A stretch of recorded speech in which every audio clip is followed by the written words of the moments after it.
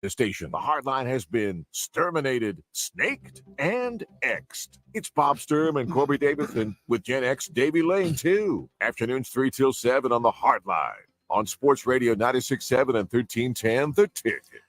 It's 8:58 on the ticket. You got the Musers from Oxnard, California, where the Cowboys will hit the practice field for the first time today as they start training camp 2023. And it's good to be back with the Cowboys here as they kicked it off yesterday with the Jerry Jones press conference along with head coach Mike McCarthy. We're on the tennis courts just right next to the practice fields, and joining us here at our broadcast locations, the Cowboys' first-round draft pick in 2018, now starting his sixth year at linebacker Leighton Vander, Esch. Morning. Good morning, guys. Thanks for doing this. I know it's long days, and when Joe Trahan comes in and say, hey, the morning guys want you probably roll your eyes and go, oh, gosh. First day of camp, too, so yeah. We appreciate that very much. No problem at all. No problem at all. We're just glad to be here. Congrats on your new deal, and you had a really productive season last year. Is that the best you felt just health-wise on the field in a while last year? Yeah, you could say that for sure. I would say I felt healthy every year, but as far as comparison to my rookie year, I feel like that was the best. I mean, health-wise, speed-wise, everything leaned up. The quickest I've felt, and just the most free I've felt since. So I think the coaches did a great job of putting me in position to make plays like that, but I also had to put in the work in the offseason to do so. So stayed on that course this whole offseason, and like I said, last year I switched my training up, and this year I followed that exact regimen. So I'm looking forward to it. Seems like everybody on defense has really flourished under Dan Quinn. Mm-hmm. What has he meant to your game in particular? Yeah, DQ is special. I mean, you got to give him so much credit because he is the type of coach he is, and the way he gets guys to play for him, and just the respect he has for you. It's so mutual. And so being able to play with him and all the other coaches, all the assistant coaches are the exact same way. It gives you the feeling that you can just go out there and play fast and be aggressive and not worry about anything else. So that has a huge impact in the way we play and how our crew plays. Has it required more of you as a player at your position? Because there seems to be so much versatility at so many positions in his defense. Has that gone to your play too, to where you've had to do more? He's asked more of you, I guess, is what I'm getting to. Oh, that's what makes his defense so special is everybody can play. He tries to get guys that can play multiple positions. So the more you can do, the more dynamic you are, the more value you have. So he preaches that day in and day out. And obviously just your mentality and the way you play the game, that's going to speak for itself too. So, yeah, he has everybody playing aggressive and just playing fast and having fun. That's really the ultimate thing.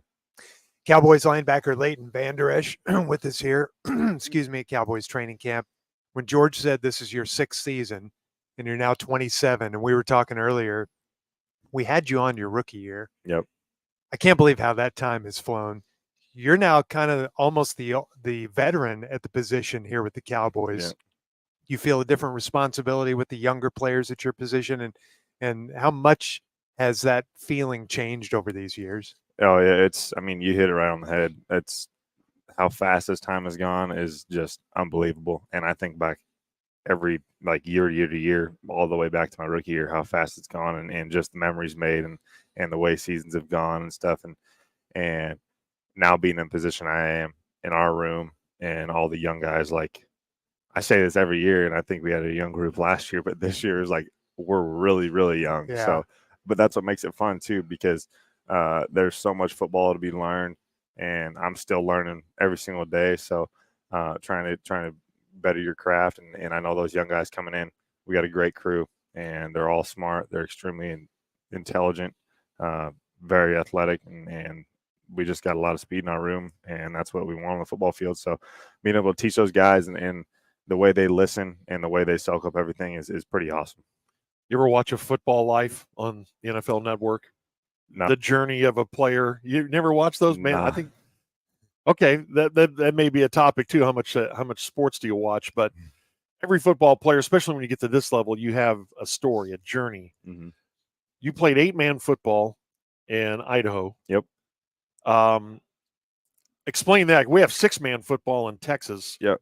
2 guys are ineligible, or 1 guy, or 3. So our center, and our guards. We have 3 O linemen. So we either play with 2 tight ends or 2 receivers or whatever. You just have to have your 2 end guys. There's 5 on the line of scrimmage. Okay.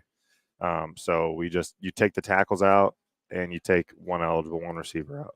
Okay. So you were a linebacker, quarterback in that. Then you walk on at Boise State, and now you're in the league. How did you make that jump from playing 8-man football in Idaho to where you are? What was, and maybe the biggest jump was when you went to Boise and eventually became the Mountain West Defensive Player of the Year. How'd you make that jump? It was a big jump. I'll be honest with you. My athleticism, everything wasn't an issue. It was mainly just like the scheme, learning the game, because it is a totally different game. Because obviously I called the plays on offense, being the quarterback in high school, and then going to college and listening to like the terminology and everything. The terminology was completely different. Like the main fundamentals, like obviously the A gap, B gap, or designed runs have some crossover, but it was just a separation in terminology. And so having to learn that my first year was a big jump. But I mean, there's a lot of kids that can play football in 8-man and 6-man. Yeah. They just got to have the shot to play college. And I think so many of those kids get looked over. And obviously, did you have some other offers from outside of Boise, or? I had a bunch of offers for smaller schools. Mm-hmm. I had no D1 offers. Wow. It was all walk-ons. I had probably more offers to play basketball than football. Yeah, 29-11. I know, I saw year. that. So, dang. Have the Mavericks called you? Yeah, can you still rebound? I can still rebound. They need rebounding. Yeah. Yeah. So if you played quarterback in high school, where are you on the Cowboys emergency quarterback depth chart? Oh, shoot, I'm there. I'm probably last, but I'm definitely they know I can throw a little bit, but yeah, I'd have to work on my shoulder flexibility for sure a little bit more. Yeah, who is the because it was Cedric Wilson a couple of years. I've lost track since then. Yep. Is there a designated emergency? Maybe you're the emergency quarterback. I could be, and I don't even know it. I don't know. I think we're going to have McCarthy on, so we'll mention that to him. We'll put in a good word for you to do that whole quarterback thing. From the linebacker perspective, this position has changed just since you've been in the league, hasn't it? Oh yeah, big time. What's the biggest difference, you think? Just how pass heavy and the speed that's in the league now. It's like all the RPOs and the options that teams are running. They're always trying to match up their fastest guy on the linebackers at 3, just over and over and over and over again. You see it. They're just trying to isolate the linebackers inside. So if you're athletic and you can guard and cover receivers inside, match them up, it makes you valuable. So being able to run, being able to cover and do that. And did you have to do a lot of that in college? Yeah. Yep. It was a different style, a little bit here and there, but you're seeing the league transform more to that college style every single year. So there's a lot of carryover now. We always hear how difficult it is for the quarterback and offenses because the defenses can disguise so much. Is it getting more difficult for defenses in what offenses are disguising when they come to the line of scrimmage, or has that kind of stayed the same? I mean, offenses are going to run all the stuff that they run, but they're just going to make it look just a little bit different. They're just going to dress it up a little bit. And so usually, like whatever they start out in, it's not going to end up that way. And they're just trying to throw some little twists into to get your eyes messed up, or a motion here, or a shift here.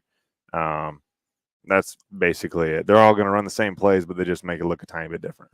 So as long as you can be locked in post snap or pre snap, and then get your post snap keys right when the ball is snapped, I mean, it all usually ends up turning into the same thing usually. I have a question about the neck roll. Why do you wear that thing? Like, where did that start? I grew up wearing that thing in high school.